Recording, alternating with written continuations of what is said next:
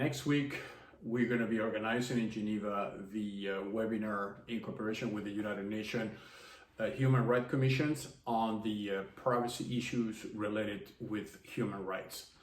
So the human rights, it's the only protection we have in order to maintain human dignity in the world. The human right has served its purposes over the years since this was constituted as a way to protect humans against the battlefield, war situations, migrations, and anything on where, for whatever reasons, human loses the protection required to be recognized as a human being. And therefore, the human rights apply as a protection for them to be able to live normal life despite whatever circumstances that person might be suffering.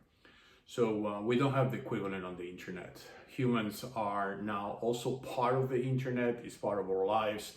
We do e-commerce on the internet, we work on the internet, we follow advice and education on the internet, we treat our health on the internet. So we are constantly in contact with the internet, but we don't have the equivalent of human rights on the internet. As a consequence, our rights are being violated since the beginning. The humans are being abused, they have been converted into products, their data has been data mined, their privacy has been and is every day compromised without having any mechanism of protection. We cannot just do anything, we just need to suffer the circumstances, and even if we complain, even if we manifest, nobody hears us. Why? Because it's not being embedded into any legislation. So the recommendation of OISTE, the Organization for International Secure Electronic Transactions, which is an NGO, member of the ECOSOC, which I founded 23 years ago when I left the UN. I served the UN for 15 years, and after that I founded OISTE as a way to maintaining the dialogue with the stakeholders on how to protect humans, how to make humans on the internet respected, and to have some legislation, some framework that could be applied. So the recommendation of the United Nations was to treat this subject into these events and get from the stakeholders their opinion on how and when the dignity of humans should be respected back again into the internet. So what we are doing is compiling ideas in this roundtable, which is the 5th time it's happened. So we organize every year, coinciding with the conference on human rights in Geneva, organized by the United Nations Commission for Human Rights. And this event, which is an event this year virtual due to the circumstances of COVID, will bring experts from civil society, experts from very big companies, experts from government, and we will debate among ourselves how can we expand the human right protections from humans to the digital world. OISTE came with basic ideas, which if we endorse them, if we make them policy, might have a definitive transformation in the way humans are respected. Those ideas are being actually covered also on the book I co-wrote 2 years ago with the name Transhuman Code, which is becoming one of the references on how to protect humans on the internet and how to make humans the center of gravity on the internet and not the other way around. The chances here is that some companies are monetizing the person. We are the object of their business, and as a consequence, these companies, which are now becoming very powerful and very rich, do not have any incentives to change because their business model is based on monetizing our data, on collecting our identities, on predicting our behavior, and basically being able to sell us more products, make us more dependable on their infrastructure, and basically losing the possibility of having any consent on that process. The vision of OISTE, reinforced by the technology of WISE-Key, is that the digital identity needs to be owned by the person and not by the infrastructure.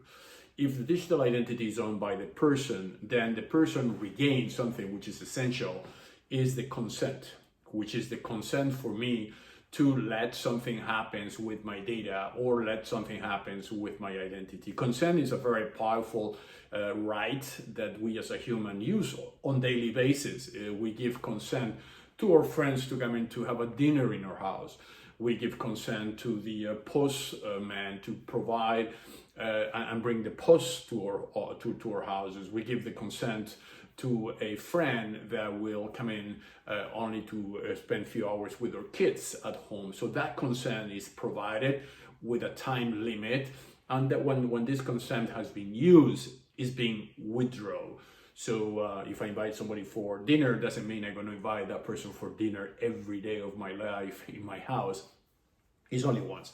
On the internet, when we provide that consent, which is what happens when we sign off on social media, we grant that consent forever, as we are basically opt-in into their legislation, their rules, their legal framework, which is what we sign many times with our reading.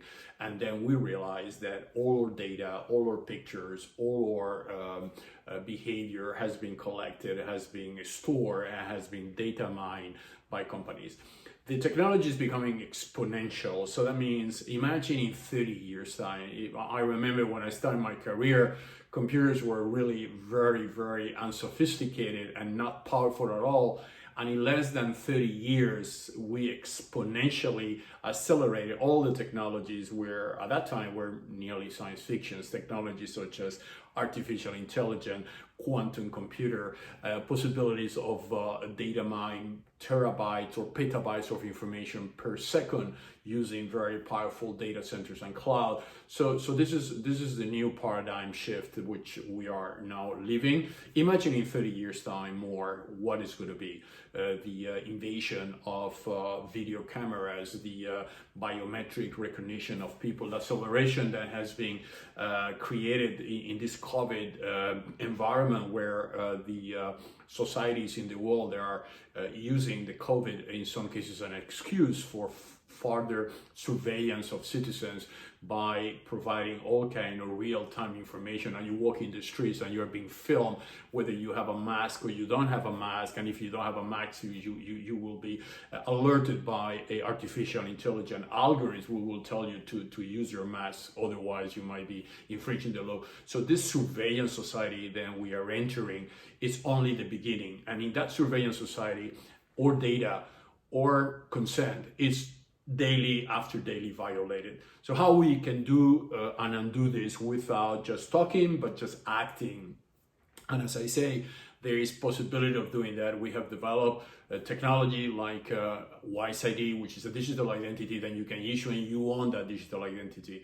We have developed wise.social, which is a social network that you log in with your digital identity. So the social network is a place where you can share content, you can share knowledge, you can share opinions with other people, and they have the same level of identity than you have. The day that you don't want to do anymore, you just withdraw that identity and then all the data disappears. So very similar that will happen if somebody one day says, I don't want to be anymore on the internet, I reach an age of my life, I want to retire, and I don't want my data to be any more available on the internet. That technology will allow you to erase that data and then disappear basically from the internet, as you will want to disappear from your office, from your work, for your responsibility. So this new architecture that we need to develop on the internet, and OISTE has been a pioneer of it. OISTE has been a pioneer on the policy aspect of it, with lobbies into the UN, into the World Economic Forum, into the Zermatt Summit, into the Nobel Peace Prize in Norway, and lobbies to trying to diffuse this concept that the digital identity, the consent, the data is an ownership of the person, and it's a human right, it's a digital human right of a person, and as such needs to be respected. So we would like to extend the invitation so you can join us in this event where you can share your views. We would also like you to support our activities by spreading the word that at least there is a group of people and organizations that they are not just thinking in how to monetize the humans, how to convert the human into objects and products, but rather a group that wants to ensure that humanity prevails, that in 30 years' time, despite the benefit of technologies, we can be still in control. I always say technology is a dual tranches tool. It can be used for good and for bad. It's like fire. It can be used to warm yourself or to burn your house, depending what are the intentions behind the usage of this technology. So we would like to just say that we are convinced that the current situation, it's opening the spirits of people. People are increasing their knowledge. They are able to take more educated decisions than a few years ago. They have been also more alerted about the abuses from some of those platforms.